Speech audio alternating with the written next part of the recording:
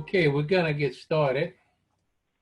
Good evening and welcome to the Iowa City Community Police Review Board Forum.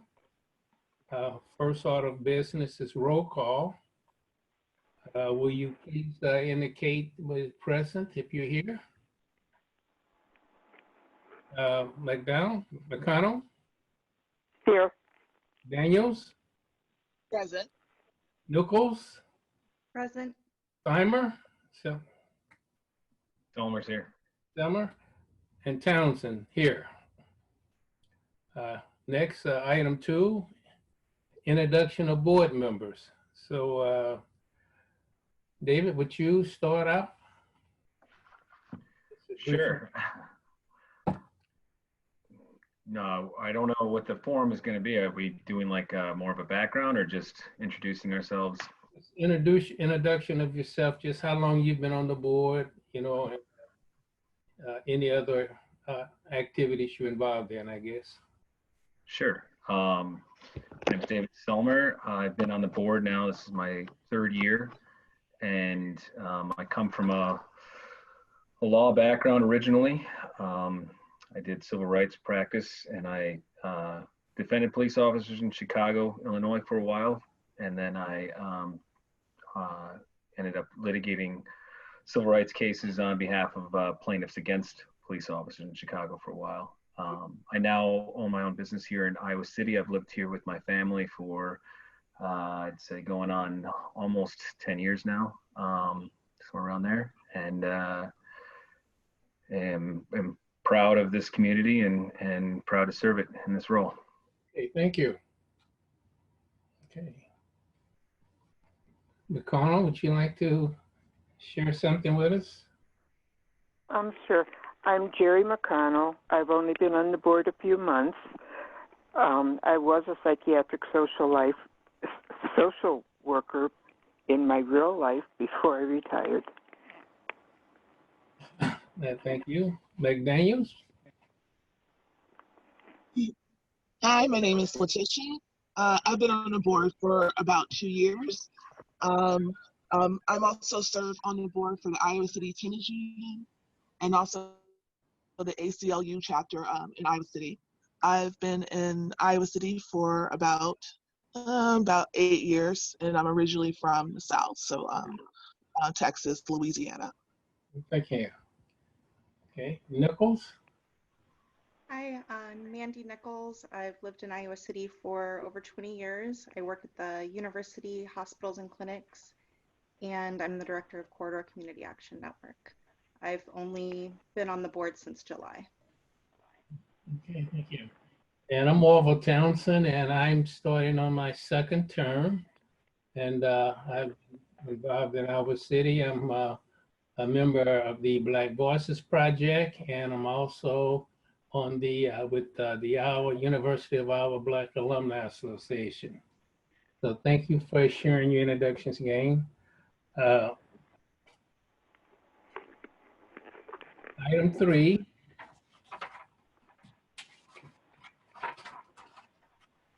We need to a motion to consider a motion to accept correspondence and the documents. I need a motion. Motion. Okay, the motion. Can I second? Second. Okay, the motion and second. Okay, we only received one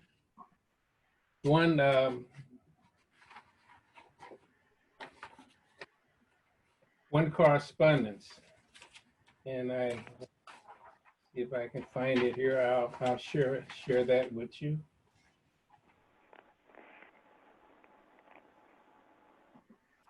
Okay.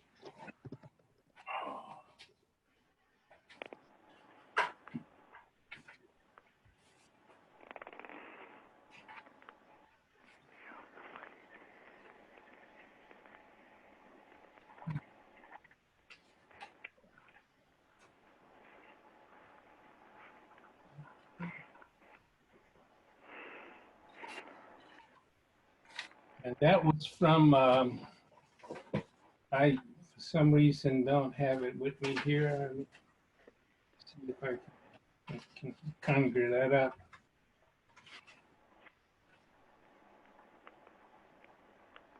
It was a correspondence from Angie and Jason.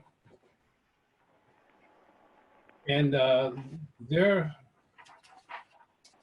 question was to do with whether or not the managers in the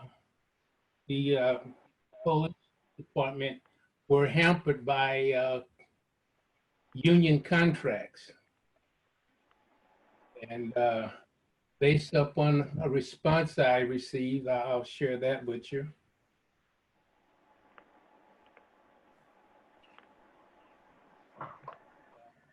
The response is the ICPD union contract and negotiations do not limit the actions of police chief or others in charge to address negative/unacceptable behaviors of officers and staff. As stated in Article 2 in the contract between the Iowa City and the Police Union Relations Organization of our city, management rights include the power and authority to suspend or discharge officers or for proper cause, and to determine and implement methods, means, assignments, and personnel by which its operations are to be conducted, and to develop and enforce rules of work and safety standards. So that's, you know, the response from the city to Jason and Angie's response, a request. Next order of business.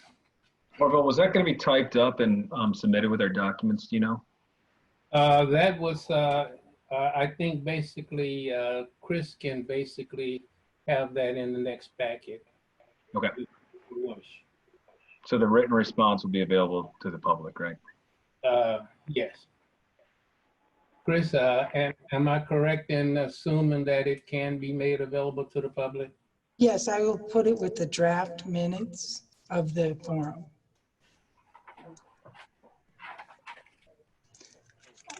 Orville, you still need a vote. You've had a motion and a second, so we need a vote. Now we have the motion. Now, can I get a motion to accept the correspondence?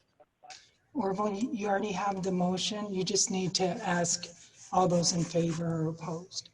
All those in favor of receiving correspondence, let it be known by saying aye. Aye. Aye. Against? The ayes have it and motion carries.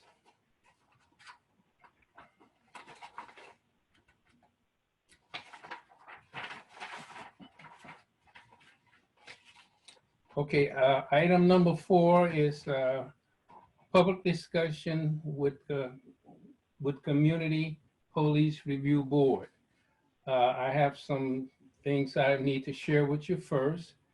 And beginning with, City Council has requested a report and recommendations from the CPRB regarding changes to the CPRB ordinance that enhances its ability to provide effective civilian oversight to the Iowa City Police Department. The board welcomes any suggestions or comments from the public.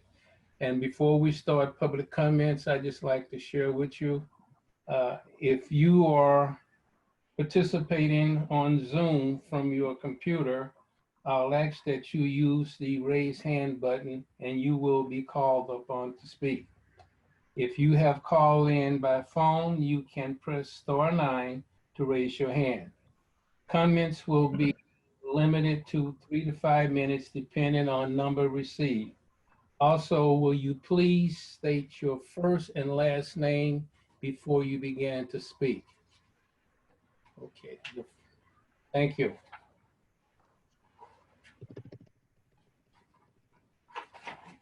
It looks like our first speaker is David Drustrup. Okay, David. Can you hear me okay, Mr. Townsend? Yes. All right, thank you so much for having me. My name is David Drustrup. Just want to start and thank you all for having this, for taking the community input. I think it's a really important aspect of all this work is allowing the community to be the ones who decide how we are policed. So city officials often like to use the phrasing systemic racism, but often what we hear are solutions that are only reformist and actually non-systemic. So the great Dr. Leangela Davis recently pointed out in an interview that reforms are the things that got us to this point. And so why do so many well-meaning liberal people simply ask for more reform? And she points out that most of these people lack a historical consciousness, as she calls it. So Dr. Davis and other scholars point out that reforms are actually not new, that we've always tried to do things like additional police trainings. We've tried diversifying the police force. We've tried making changes to police technology, but these are all reforms that have failed at achieving meaningful change. She reiterates reforms are what led us to this place today. So if we want to address systemic racism, we must have a systemic solution. So that means changing the underlying function of police, and anything less is non-systemic. And the reason the police have always operated as a racist and classist institution is not because there are individual police officers who are bad people, although this certainly can be true. It's because the institution has been tasked not to provide protection and safety, but to simply keep order. And when the officers are granted the individual discretion on how to keep that order, the order that they believe is most important, then it will inevitably harm those who have less social power. And so that means in Iowa City, the immigrant and refugee community, it means BIPOC folks, it means LGBTQ and financially insecure people. Meanwhile, people who are white or financially secure or who might be part of well-respected organizations or groups in Iowa City, they all have social power, and they very often push back against policing changes because they know that the police and the current social system largely protect them. So instead of repeating another round of reforms, we must invest in the people who have been unloved by power in Iowa City. So this means increasing their power by increasing their access to services and finances that allow them to be safe and don't even need to interact with the police in the first place. So this means mental health, housing, food, and more. In the meantime, we must remove funding from the police and instead have trained professionals respond to calls in the community. So for example, for mental health calls, we need mental health professionals responding, not police. Police are trained in punishment and only have about 1 week's worth of training every single year, compared to mental health professionals who have entire years of training every year. So the community meeting that the city council hosted last week showed how little funding these organizations receive and how much better they could be, how much better they could serve our community if they had the right funding. There was extremely broad support at that meeting for the idea of mental health professionals handling mental health calls. So we know the community wants this. It's just a matter of whether our leaders have the political will to give up some of whatever connection or power they have with the police department. And these rapid response teams can be modeled off of other cities such as Eugene, Oregon, where they handle calls for mental health, homelessness, substance use, domestic abuse, interpersonal conflict, and so much more. A really thinly funded department in Eugene saves the Eugene government over $5 million a year by the own government's estimates in diverging away emergency room visits and allowing police to do things that they're actually trained to do. Also, Councillor Thomas on City Council has introduced the idea of limiting or eliminating road traffic stops by police, which has resulted to Iowa being one of the worst states in the country in disproportionate minority contact. So Councillor Thomas has proposed instituting more traffic cameras at busy or dangerous intersections. I think we should seriously consider support for Councillor Thomas's proposal insofar as that technology is not used to disproportionately affect communities of color or BIPOC individuals. Thank you all so much. Thank you, David.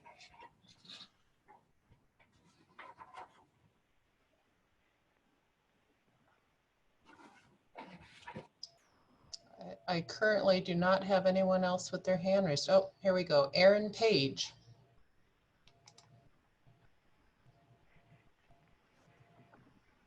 Mute now. All right. Everyone can hear me? Yes. Hi. Yeah, hi. I'm sort of new to the system and just trying to like look at how the CPRB operates and what the record is in the last couple of years. And one of the things I guess I didn't totally understand was these levels of review And I know there's a level that specifies interviewing or meeting with the complainant. And I guess I wasn't sure, you know, I guess I looked at a lot of different reports and complaints over the last years, and I didn't see any evidence of that level of review being specified. And I was wondering, I mean, does that mean that the CPRB does not meet or has not in the last couple of years met with any complainants to hear their side of the story? Or I guess I'm just wondering if there's a piece of this that I'm missing, if there's some sort of other, it's typical to meet with complainants on a more informal basis, or if not having that level of review doesn't, you know, mean something else or something. I don't know if that's understandable, but I guess I was, to the degree it suggested that the CPRB wasn't meeting with complainants, it was something that I was sort of struck by. I guess I'm not sure if I'm able to ask questions in this forum, but this was just something that I was looking at. So I'll put that out there. I suppose I could also bring this question in a different forum if that's more appropriate. Thanks. Marvel, do you want to take that one first, or do you want me to?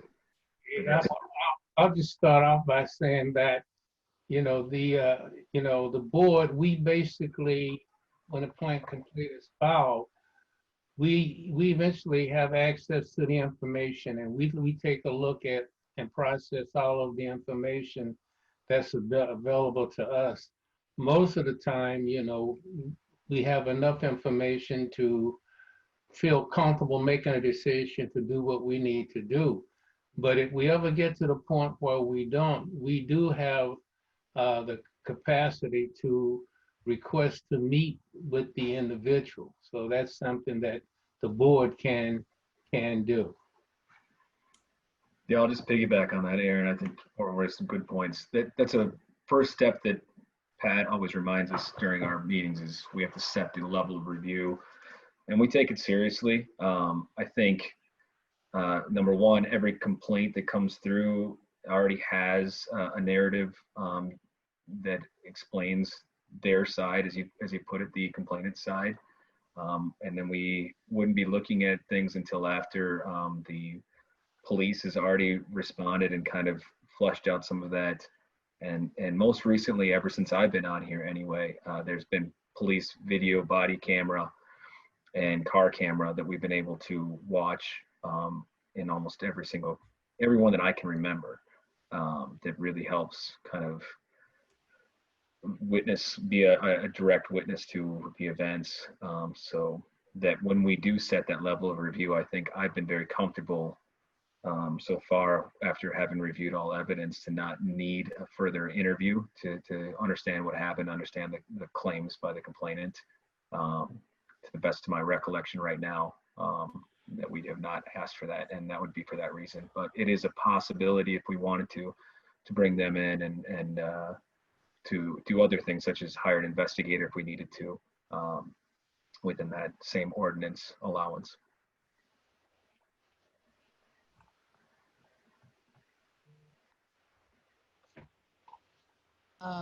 Next, we have Leslie Carpenter. Hi there. Can you hear me?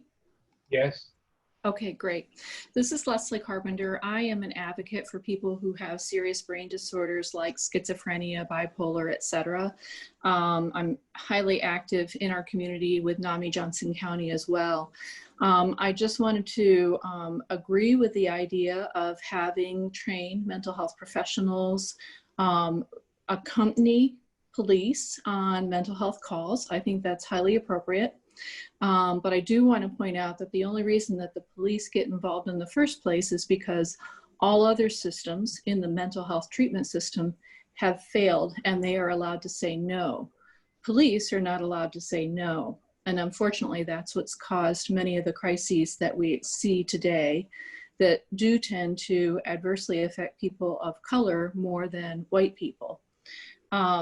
So I think part of the solution is having mental health professionals accompany police.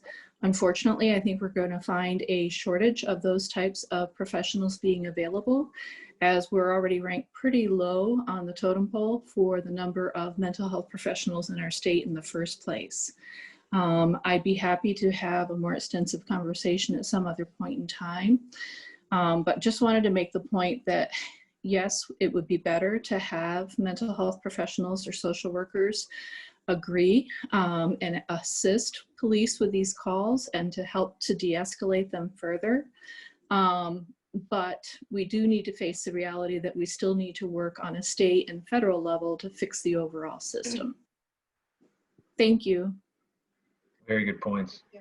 I think that's a very profound point, and also with Mr. Drustup's points. And I just want to add to those things. My own impression is the police also are a lot of times responding to these issues with mental health, where there needs to be some type of policing, so to speak, to protect safety, and to sometimes there's violence and the threat of violence that accompanies a lot of these complaints, where sending just a mental health worker that might not be trained in police tactics is not enough. I just like, It's a very complex issue. yeah, I just like to add that, you know, when it comes to mental health, that's a very sensitive area, because the number one goal has to be for the police officer to basically get a control of the setting so that it becomes a safe environment for an individual who's in a crisis. And basically his or her thinking is such that it's not advantageous to them. So, you know, this is a plus negative. The plus is that the person in the crisis now has someone there that wants to help them. The negative is the person that there is trying to help them, our police, basically are trying to get control of the situation to assure that the person is not going to hurt his or herself. And I guess a lot of times with onlookers looking on, this can really be misinterpreted. But, you know, it's, I think our city basically has done a good job in terms of advocating for, you know, mental health, but we do have a ways to go. I agree. Okay, next speaker is Meredith Chen.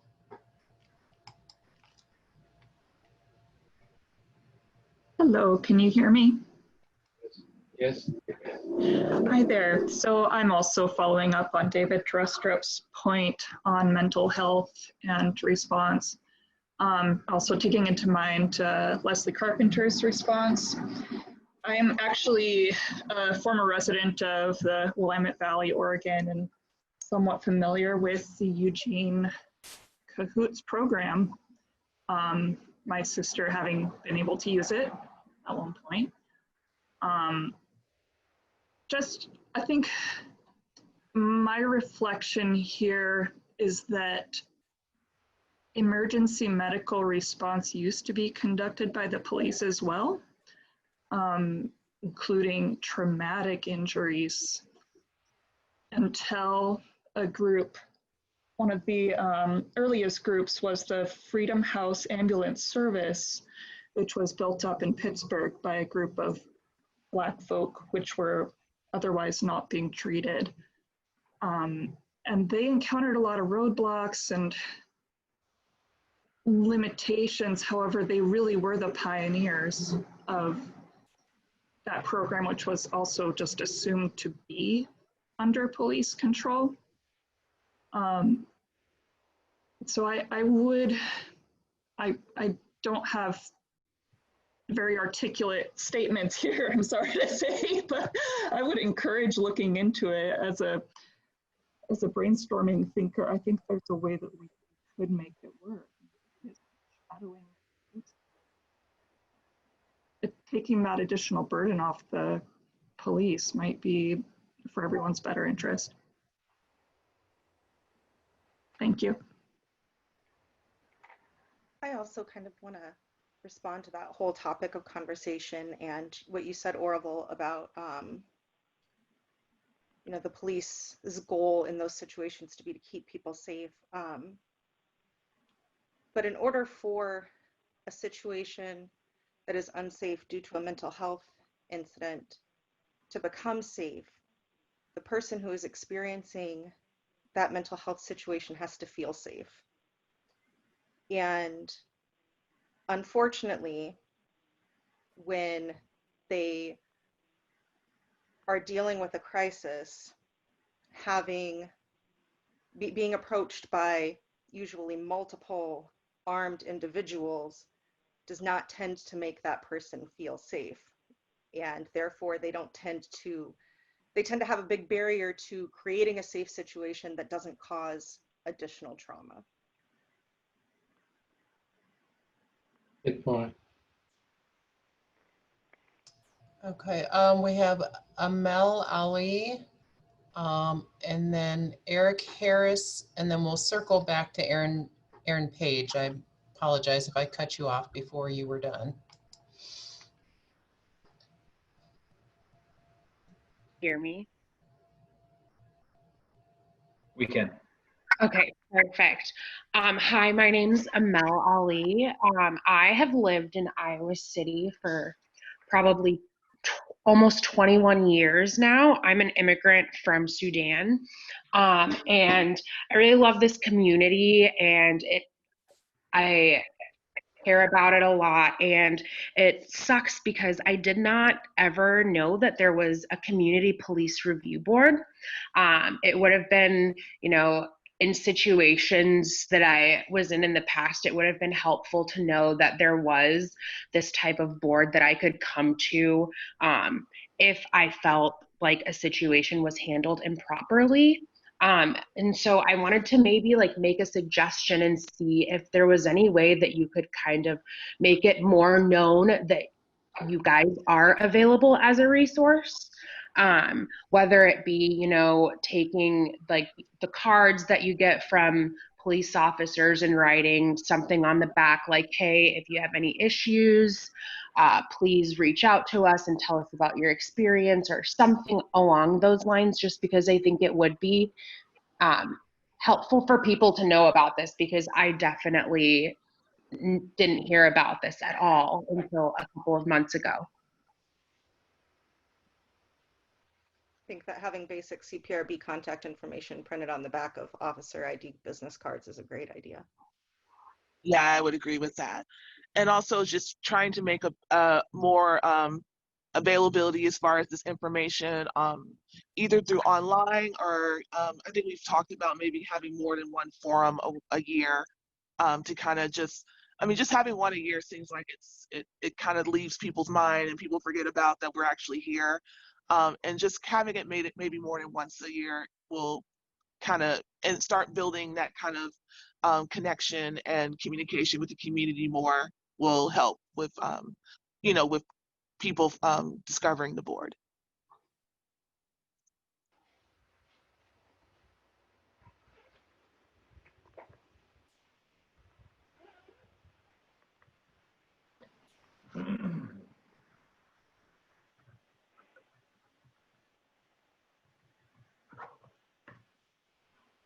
Eric Harris is next.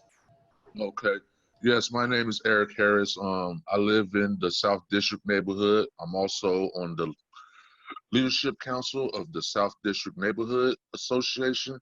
And I'm also an employee of the shelter house. So I want to comment on the comments I heard about should there be mental health people that should accompany the police when they have calls of, people having disruptive behavior or people having, some type of some type of mental issue, like whether it be induced by alcohol or drugs. And being that I work at the shelter house, I'm right there on the front lines. In that same area, there is a drug treatment center. There's going to be the access center soon in that area.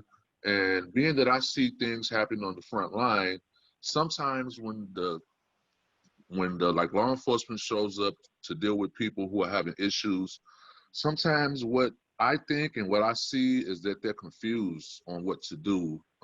They don't want to scare a person, but they want to help the person, which I can't say that I see them do a good job at it, but at times they don't have any response because they're not sure of what to do with the person who's having an episode or experiencing anything or being disruptive, and some of those times, like some of those times, those people don't need to go to jail. They, that need some help. And being that, I'm on the front line, I felt that it was my right to at least try to make, just make people aware of that, So I do agree with the need for some mental health people to come out with law enforcement. Thank you.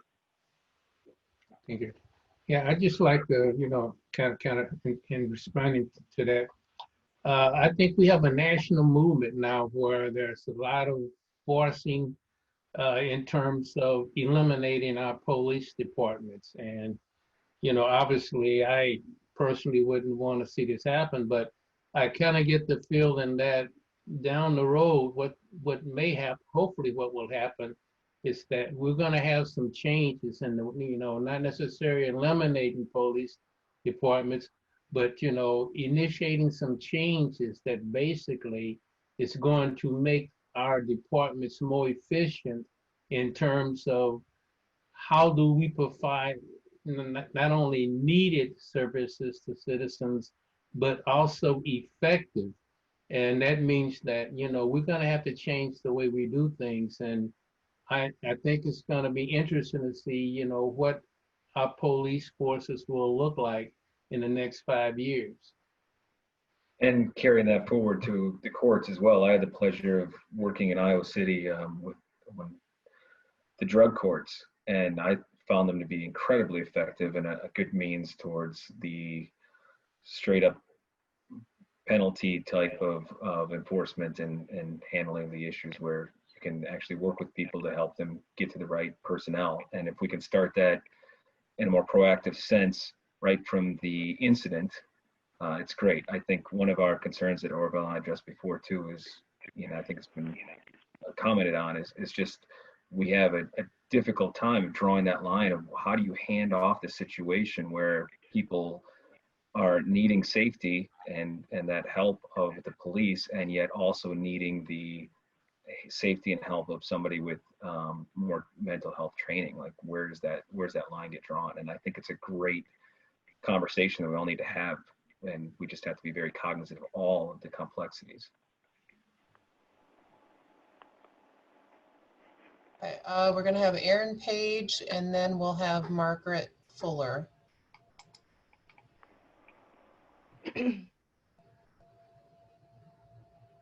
Yeah, hi. I guess this is sort of in a mode of follow-up on, with the benefit of the information I received to my question. So, I guess that the board is not actually talking to complainants, and, to some extent it's to address that, to express some dismay about that, because I think that would be very concerning for me. I think I am an attorney, so part of me is looking at this just as a fact-finding issue. The idea that the board is sitting down with, on the one hand, a police report that's been fully researched by an institution, and then on the other hand, a PDF, like a form, oftentimes probably a handwritten form, right, of just a couple of an initial impression by the complainant, and having to make a decision on that doesn't seem remotely fair. And it seems like there's going to be a lot of complications and a lot of other nuances that would be left out and that you'd want to pick up by actually talking to the person who went through this. And I understand that there's body cam video in some cases, or maybe all cases, but even body cam video, of course, can be contextualized or explained, or I just don't understand why that decision wouldn't be made without the benefit of hearing from the complainant. And certainly my exposure to other other boards like this in other cities, receiving and interviewing the complainant is just, it seemed to me, the bedrock function. And it's also part of, I guess the last thing I'd say is it's part of the mediating function, I think, between, the injured individual who considers himself injured and the police. And I guess I'd encourage the board to think about, what this process looks like from a complainant standpoint, in the sense that they feel, they genuinely feel they've been injured. I think we all know that, these aren't fraudulent reports. They fill something out and they send it in, and then they get back, without even being contacted, they get back some sort of a notice that their complaint isn't being sustained, and they weren't even allowed to explain their side of the story to anybody. I just wonder if that actually inflicts even more, injury on the sort of perceived fairness of the situation. So that I find that really surprising and sort of a difficult fact. But also, anyway, and I'll end it with that comment. Thank you. Definitely see that point of view. Okay, we'll have Margaret Fuller and then Angie Jordan. Hi, this is Margaret. I have a couple questions. One question I had is sort of a basic one. I've never attended this committee presentation before, and I'm wondering, as far as, kind of some people are talking about more radical transformation of the police department beyond simple reforms. So I was wondering what role this committee has in something moving forward like that. Do you have any influence in that direction, or do you deal with cases on a case-by-case basis? That's my first question. Do you guys want to address that before I ask my second question? We have the authority to make recommendations to the city council for policy changes, police policy. Okay, so you communicate directly with the council. Well, okay. We basically, on a case-by-case basis, as complaints are filed, then, part of the process is after the police chief reviews it and makes a decision, then it comes to the board. We take a look at it and review it, and we make a decision. And then we send a written report to the city council with our findings. Okay, great. And then my second question is about sort of the level of information that's provided to you from the police department. So you were talking about a case-by-case basis, but do you also get information about the frequency of certain routes being traveled, the locations of different numbers of arrests in different areas, like are different neighborhoods being over-policed? Do you have that sort of higher level data, like the race of different people who are, force is being used disproportionately? Could that information be accessed by your committee? I would say basically we do it on a case-by-case basis, and we do have access to all of the information that's pertinent to that case. The officers' body cameras, the squad car, camera.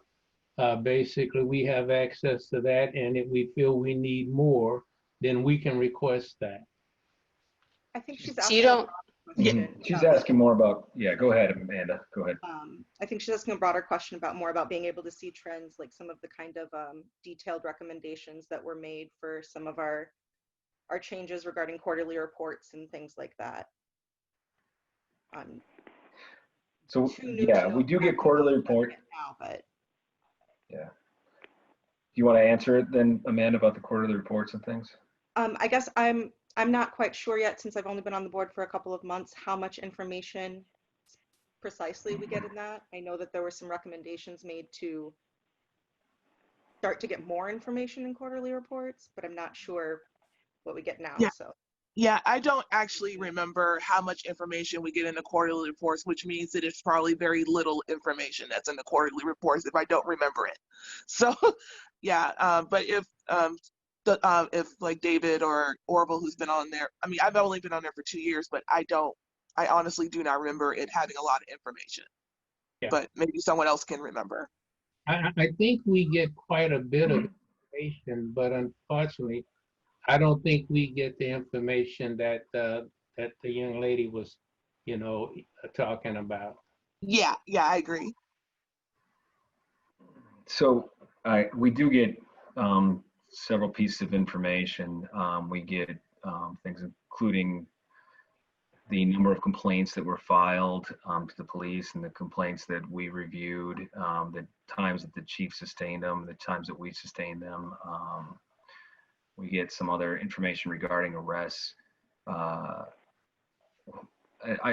we get all of those things. We've also got, as far as the Police Review Board goes, an opportunity, a charge, so to speak, from City Council to recommend things that we might want as board members to try and enhance our oversight of the police department. And we are in the process of developing that report. It was just given to us a couple months ago, and we're getting some more information and feedback from other members as well. The one of the proposals that we are all addressing enhances some of that information closer to what you've kind of touched upon, Mrs. Fuller, about the number of arrests in different areas, the demographics of those arrests or stops, where excessive force may have been used, more weapons are drawn, those kind of issues. Something that we are right now debating amongst ourselves about perhaps what we might want to ask the City Council to have provided to us so that we can enhance our oversight with that greater amount of additional information. The quarterly reports, so that it's not a memory test here for Letitia or anybody else, are available as public record as well. So you're welcome to go and see what we are given, and to kind of look for some of the trends, so to speak, and those type of things as well. It should be available on the website. Yeah, it seems to me like that information is almost even more important than individual case information. At least as important, I think, for the board to be able to review the police department behavior overall instead of on a microcosm. I think it's important that we remember that we are an advisory board, but luckily with what's been going on with the charge we recently got from the City Council, we're going to be able to, talk to past board members, collect information. What we're talking about in this forum is going to be important. We'll be getting good information from it. So we're going to be submitting a report with recommendations to the City Council that hopefully will strengthen, our board's presence, but also staying within those boundaries of being an advisory board.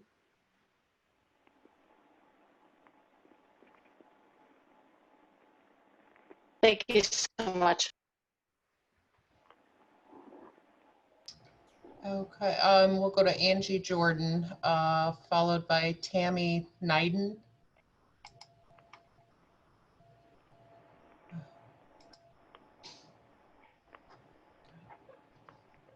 Hello, can you hear me?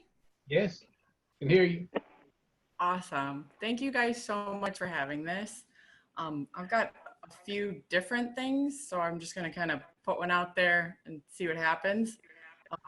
One, I just want to really agree with mostly everything that's being said by folks. Another thing too is I'm a huge supporter of you guys meeting more regularly for public engagement. I'm excited that our Iowa City Police Department is going to be coming to our South District Neighborhood Association meetings regularly to give us updated current neighborhood information that we request. I think we need more of that in all neighborhoods personally, but especially in the ones that, in my opinion, are underrepresented and underserved sometimes and overserved and all the things. Something that I just want to make sure gets put out there is neighborhood engagement. Having a social worker, a mental health worker, I hope this becomes part of the policing team. I also hope that there are neighborhood liaisons, folks that are from the neighborhood, residents that have stepped up into leadership positions that can be called upon. We have our own little task force in the South District that goes out and checks in on folks. We want to be utilized. The neighbors and the residents from these communities, I'm saying it, I'm one of them. We want to be utilized. So how do we get integrated into kind of reforming the police? I would also, and I know I'm going on, but I'm just going to spit it all out. Is there a possibility for residents to be part of hiring and training processes? Is the CPRB, are you guys already able to make recommendations on that? And are you all involved in making recommendations for union contracts that are being renewed? So it's a lot of stuff there. I don't know what you guys want to chew on, but thanks for this opportunity.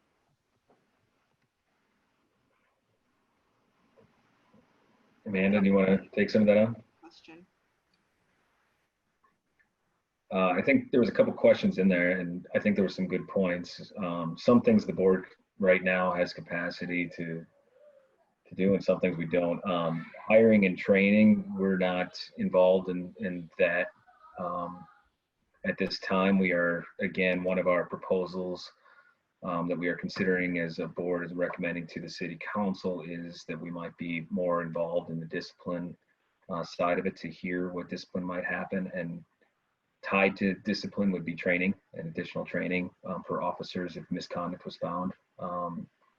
We do get briefed on what the officers coming out of the academy and things are trained on and those type of likes, but we don't really have any direct oversight of that.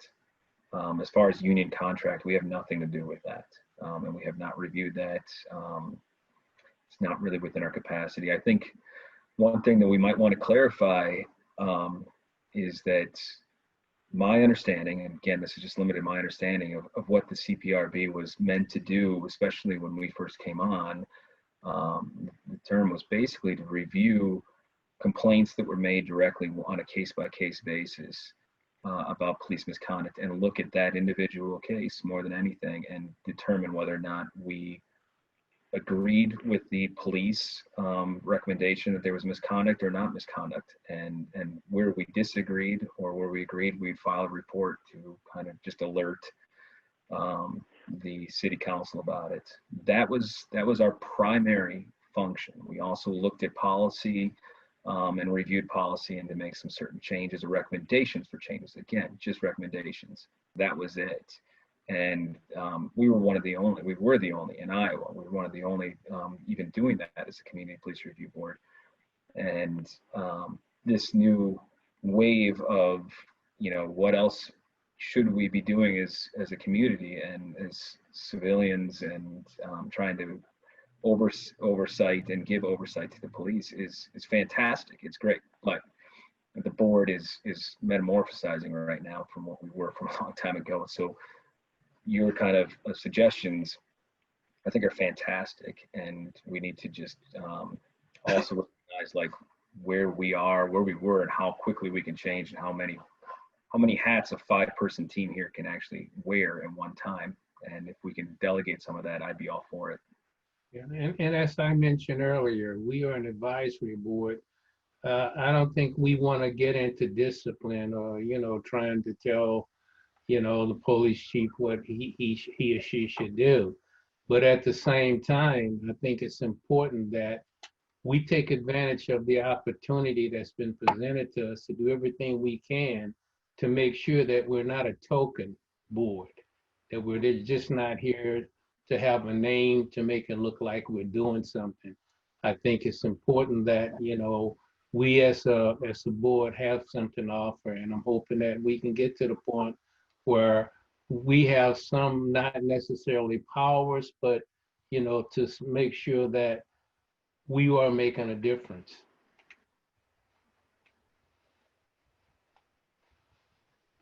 Did those answer most of your questions, Ms. Jordan? Yeah. Thank you. Thank you for what you do. And we'll have Tammy Nyden, and then she'll be followed by, oops, and she just disappeared. Oh, there she is. She'll be followed by Temple Hiatt.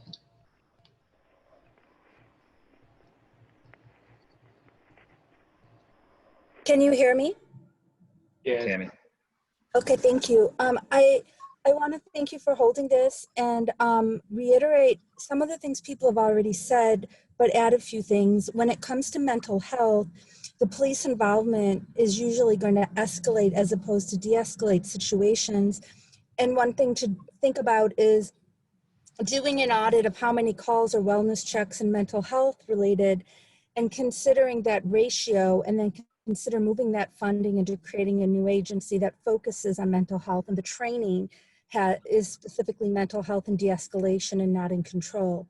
I'm concerned because sometimes the police end up being called in, and even in hospitals, for symptoms that are related to mental health illness, because we don't currently have the kind of mental health training that we need for very violent cases. And we need to rethink that, as an earlier speaker said, about having a different kind of training and a different kind of agency. And as Leslie Carpenter pointed out, that's going to mean thinking about workforce. And so we have to think about that as a long-term goal.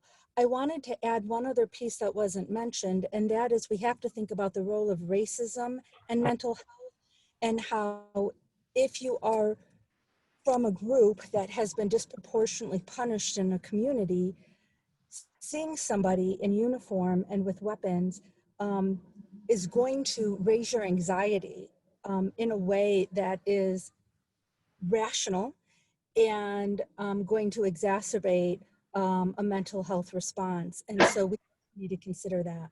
Thank you. I would also like to also add that that we're also going to be dealing with medical racism.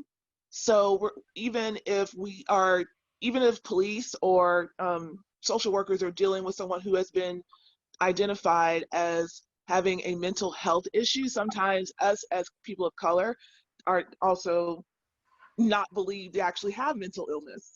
So we're also so we have to actually also deal with not only the fact that we have police that are not prepared to deal with people who are having episodes or mental issues, but also the fact that sometimes people don't even believe that people of color actually have mental issues, and that our aggressions or our some of the episodes that we're going through are related to something else, usually either drug or alcohol or just aggression in general, and we're not dealing with any kind of mental episodes. So that's something we also need to think about. A lot of people, I think a lot of people aren't aware of it, but mental health population is a lot larger than you would even imagine. And it's probably one of the more difficult populations to address. I mean, you've got a perfectly normal acting person who's that way because they're taking a medication. They may stop taking medication, but you never know when an onset of mental illness episode is going to happen. So, I mean, I personally feel that if we ever get to the point that we're going to adequately address it, we're going to have to go to some form of a team where you've got law enforcement and you've got mental health professional, on duty together, so that when a person has an episode, then you're going to be sending people out who really have the expertise and knowledge to do what's needed.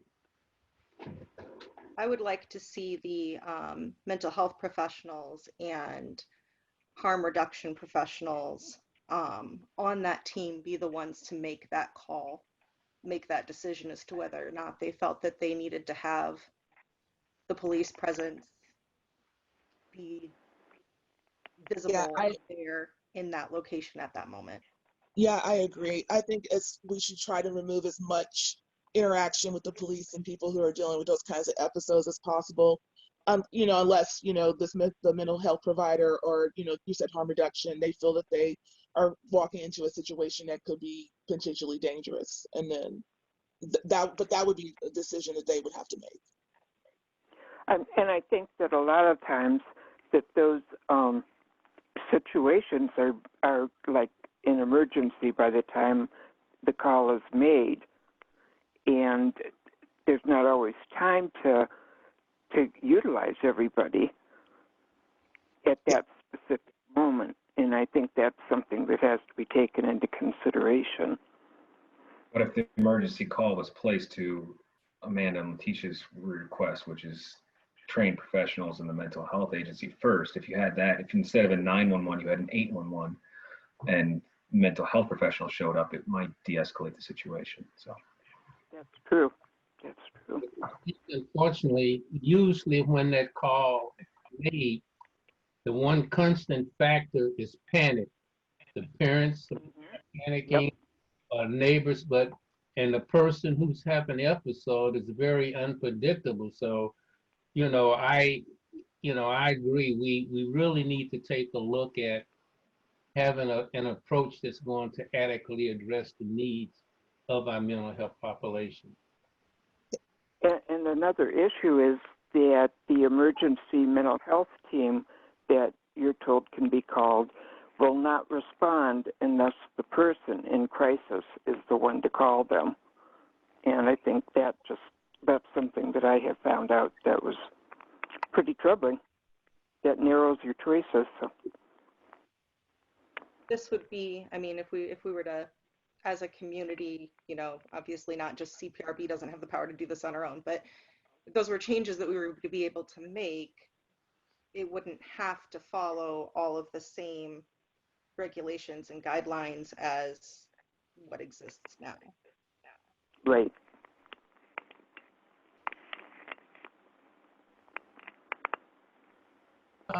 If Tammy is finished, we'll move to Temple Hiatt.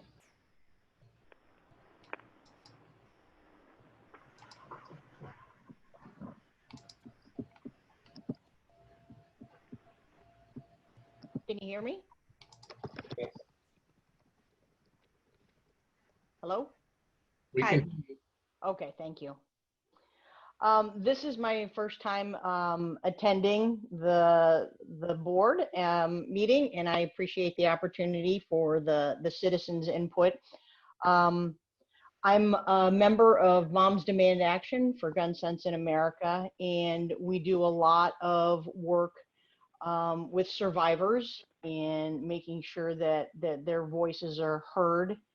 My question about the recommendations that you make to the police, do they ever involve reparations for or support services for those that have been harmed by gun violence? And this could be anyone.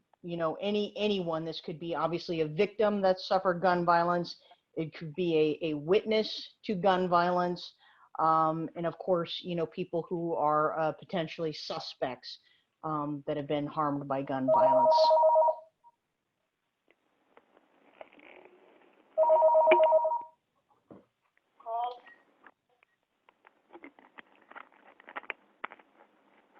Yeah, I think that was one of the recommendations, one of the things we are looking into as far as amending the ordinance, as far as providing some kind of recommendations for restitution or reconciliation when it comes to people who've had interactions with the police. I think that's one of the things we've discussed as far as adding as a piece to our ordinance. Great. Yeah, just to be clear too, up until now, we have not had any capacity to discuss discipline or training or reparations. It was merely a recommendation on whether or not we agreed as a panel of 5 community members with the police on sustaining or not sustaining alleged misconduct in a report. That was it. It did not include any discipline. All right, I'm not real familiar with what kinds of services the police department or the city might provide. So if you have any input on that or information, I would appreciate it.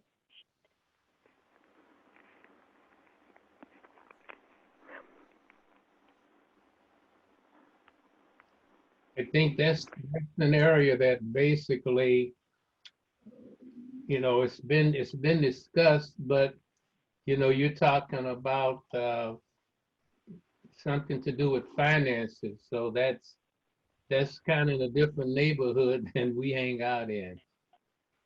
Well, and also the state has the victim reward financial appointments too. There is a fund for that through the state.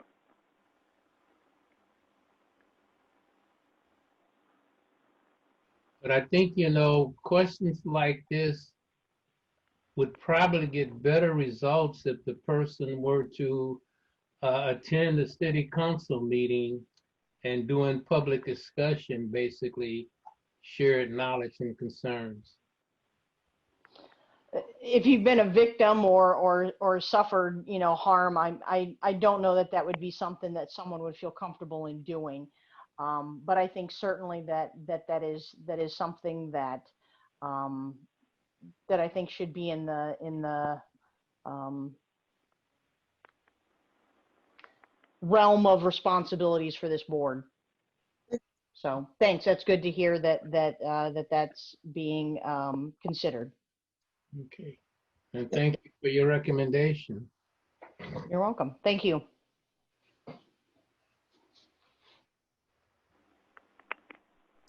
Okay, it looks like, and I'm sorry about the name, Sabri Sky. Hello, yes, Sabri. So I didn't realize I was next. So I'm speaking as somebody who has been the survivor of police violence and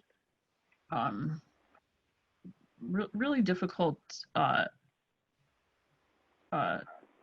police interactions. And I will say that they've gotten better, I think, in town, but that's also somewhat because of my being able to open up more. And I just want to reiterate, for one, something that I know that everybody here already knows, but I really want to see it applied in detailed, if not nuanced ways. I guess in policing policy and training, pardon, that people are afraid of police. People are anxious, and even say in the South District at the community feedback sessions this summer, people mentioned, some of the speakers mentioned having community interactions, you know, in the neighborhood with police that were good and friendly. But there is, for I think like Tammy Nyden said, for rational reasons, people have anxiety when police show up, and the focus, coming from that, the focus on a mental illness or mental health problem, incident or episode, while I appreciate that, and I think we need to consider that, like Letitia is saying, and be sympathetic and empathetic and caring and medical in the response to that. There's also a problem in that, because part of the medical response, the medical, physical interactive protocol response, is police physically grabbing a person and restraining them. And the jump from interactions, in my experience and the experience of many other people that I have communicated and had support groups discussions with about this, that jump is extremely quickly, and all of the supposed rationale or reason for that escalation is placed on the individual, while, and I understand logically the police or the people reacting because it's not just police, it's also EMTs, and I would honestly have concerns about whatever social workers or mental health professionals might be in the alternate response team. They don't know anything about the person's background, but that is not necessarily a reason to act like they must, the person in question must be the most dangerous person in the world. And my experience has been that's how they're treating you, and it forces the situation to escalate into violence, and the experience of it is dehumanizing violence. I'll just leave it at that right now. Well, I think, basically, there are certain things that I think it's important that citizens be aware of.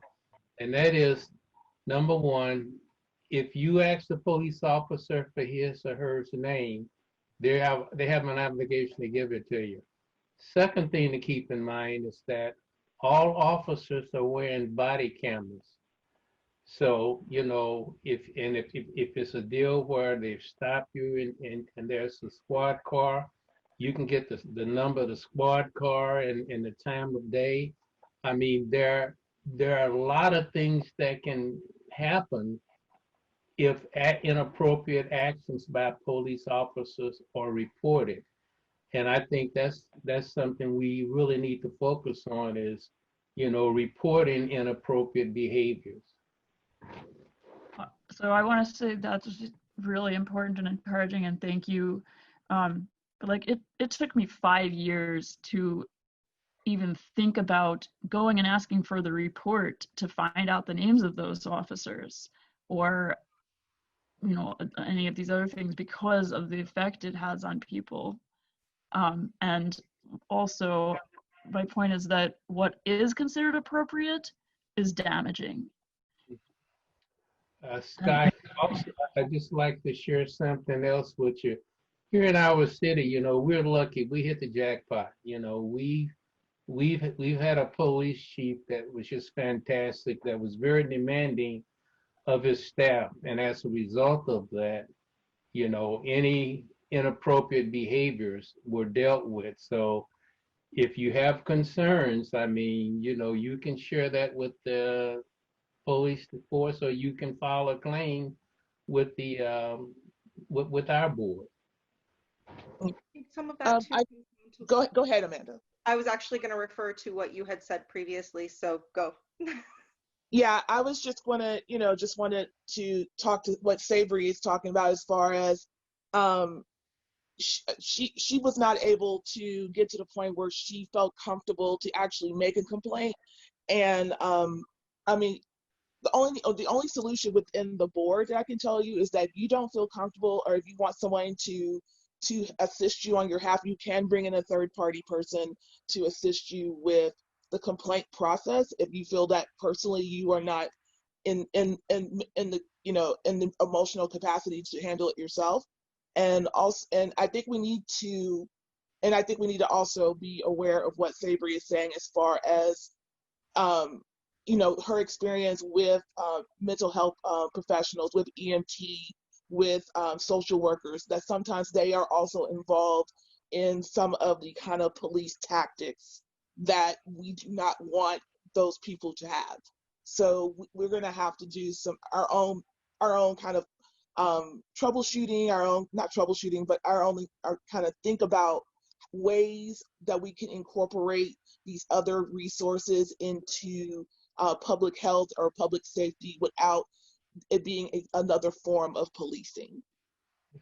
And if you would prefer not to have to deal with a group of people, you can file a complaint with the Human Rights Office, and that way you'll be dealing with one person.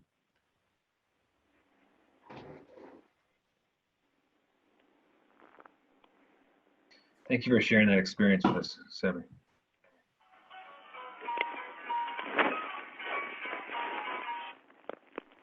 Okay, I don't see anyone else with their hand raised.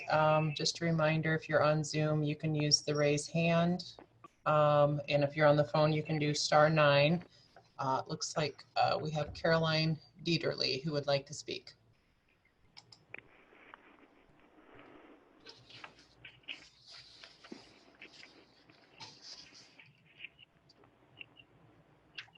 I think you just need to unmute, Caroline. Am I coming through all right now? Yes. Yes? Yep, you're up. Okay. I followed the news reports and what's been going on with the incident that happened this summer with the tear gas that was thrown. And apparently, subsequently now, it has been decided that the Iowa City Police were some of the people who were involved with that. And I do understand that the council has gone back to wanting to have an independent investigation. And so this question is kind of jumping the gun, so to speak. But if they find that there's some fault in what was done, does this mean that anything that the Police Review Board can do anything about?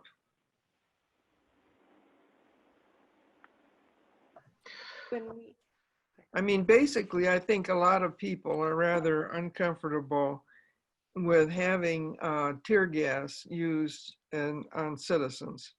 We can't discuss too much of the details of complaints, but we are going to be reviewing after the independent investigator, the Police Review Board will be looking into the conduct by the Iowa City Police, whether they sustain it through the city council or not. We'll have the opportunity to set our own level of review, including our own independent investigator, and look into it. Well, that's very reassuring. I'm glad to hear that that's true. And I'm glad to hear that the board does have an independent investigator now, which I think years ago was not the case. To be clear, we do not have one now. We are suggesting that it is in our authority potentially after the city council has its own independent investigator review it as part of our level of review after they make their report, to have such an investigator if we need it. I thought that was part of the initiative that was passed years ago, but I didn't know that the board had any money to do anything like hiring an investigator. Is that something that the council would supply, or do you have a budget now for that? We do have authority to request an independent investigator and utilize one. Okay, good. But that would not be, often. It would just be in those rare situations where we felt we needed a different level of information. The other question I have is one that I asked years ago, and basically people laughed at me for asking it. But unfortunately, the way things have gone subsequently, I think my question is less laughable. And that is, if President Trump, followed through on his threat to declare martial law prior to the election, what is the thinking that has gone into what the city and the police department here would do in response to that? I think that's beyond our capacity with the Police Review Board right now. We haven't addressed hypotheticals or those type of scenarios. Well, the trouble is that if you don't think ahead, if the situation should arise and nobody's even talked about it, you're thoroughly behind the 8 ball. So well, I would suggest that you do talk about this as a possibility and what you would do in response. Caroline, I don't think that, this is something that we're going to have to do something real different. I think if that were to happen, and basically as a result of that, our police force were, dealing with public, and it came out in a way that it was negative, then we would still, you would still be able to file, and we would follow the same process that we followed all along.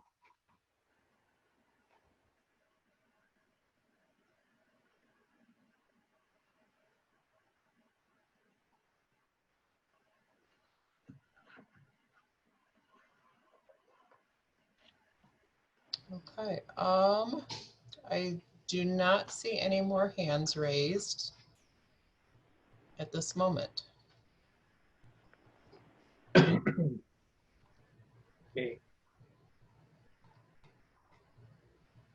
If we, oh, I stand corrected. Looks like we have Anna Bladel. Yes, thank you. Can you hear me? Yes.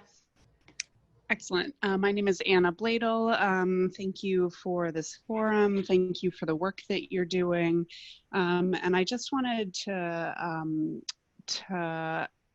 echo in response to the previous question raised. I believe the person's name was Caroline, and wanted to raise my voice also to encourage this review board to be thinking about the escalation of violence that we're seeing in this country. I don't think that we can just assume that things are going to stay as they are, or even that as they are is acceptable for a status quo. And so I would encourage you all, I know that there is limited capacity and limited power, and that's part of what we're talking about. But I would like to echo that question and strongly encourage this group to be thinking about how to prepare ourselves to be accountable to each other and to our communities. Thank you. Thank you.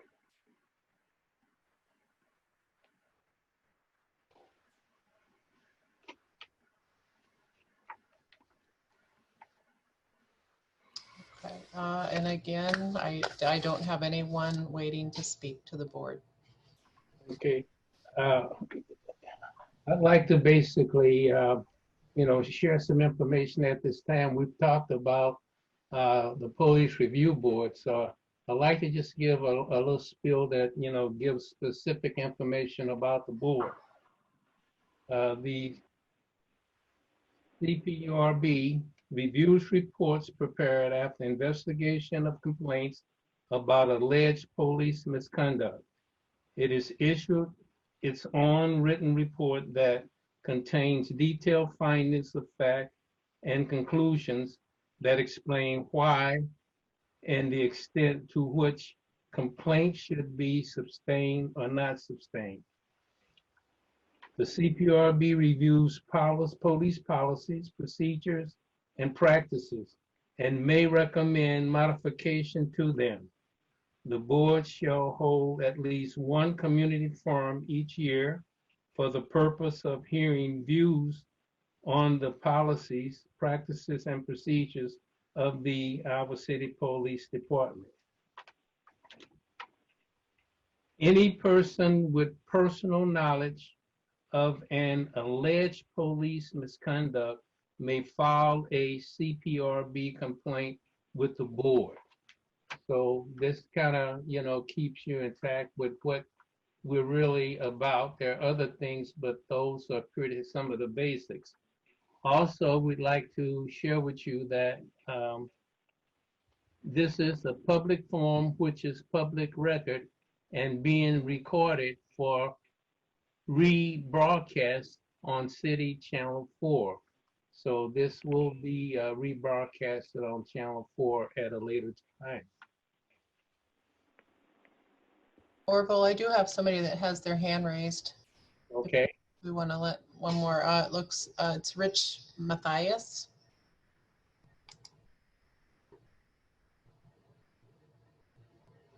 Hello, everybody. Yes, you pronounced my last name correctly too. It is Matthias. Just wanted to ask, during this meeting, I heard one of the board members mention that there would be some training after a disciplinary report. I was just wondering, has anyone ever considered maybe doing the training before the disciplinary reports? Maybe on something like racial profiling or something like that. Something like a prevention type thing instead of a disciplinary thing.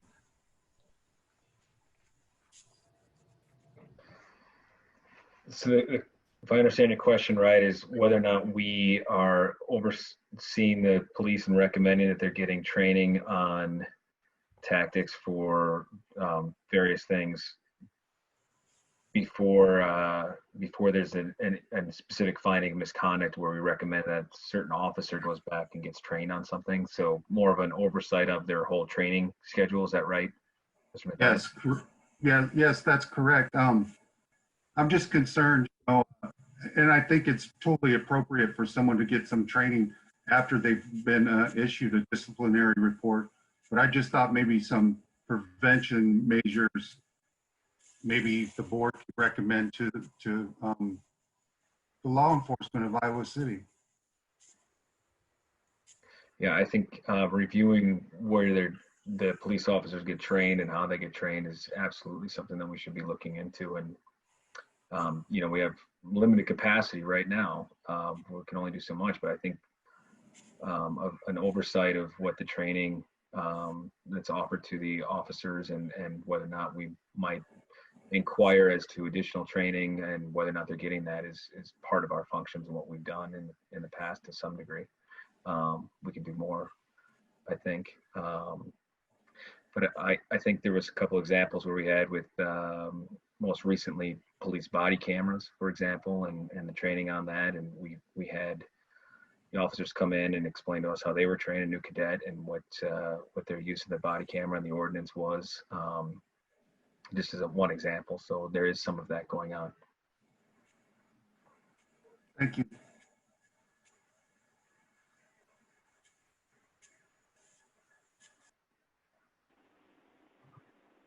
Okay, I see no hands.